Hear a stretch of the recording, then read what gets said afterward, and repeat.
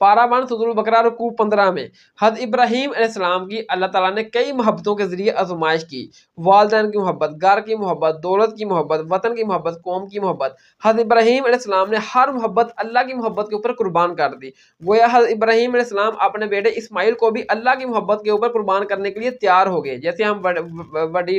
وڈید بولتے ہیں عید الاضحیٰ، ٹھیک ہے۔ اللہ تعالیٰ ذات نے انعام کے طور پر حضرت ابراہیم علیہ السلام کو تمام نوع انسانی کا امام بنا دیا۔ حضرت ابراہیم علیہ السلام نے شہر مکہ کو آباد کیا، ادھر بیت اللہ کا گھر بنانا تعمیر کیا۔ دوران تعمیر حضرت ابراہیم علیہ السلام نے اللہ تعالیٰ کے حضور دعا مانگی کہ اے اللہ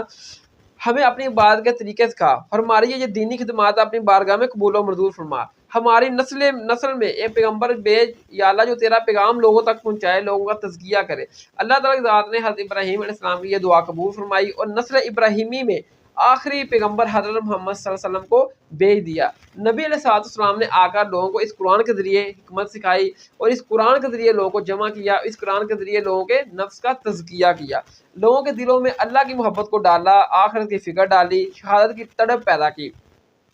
اور لوگوں کو قرآن کے احکامات سکھائے اور اس پر عمل کرنے کی ترغیب دلائی۔ اس طریقے سے ایک ایسا اچھا معاشرہ قائم ہوا جس میں عادلانہ نظام قائم کیا گیا۔ آج کے دور میں بھی میرے بھائیوں، اگر ہم اپنے ملک پاکستان میں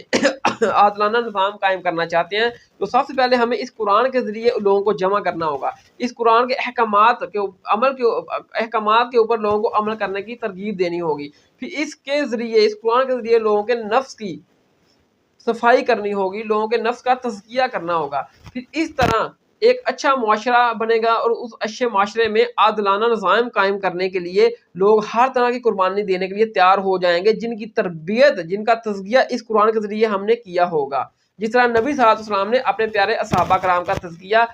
اس قرآن کے ذریعے کیا تھا۔ اس قرآن کی تعلیمات کے ذریعے انہوں نے پوری دنیا میں اسلام کو غالب کیا۔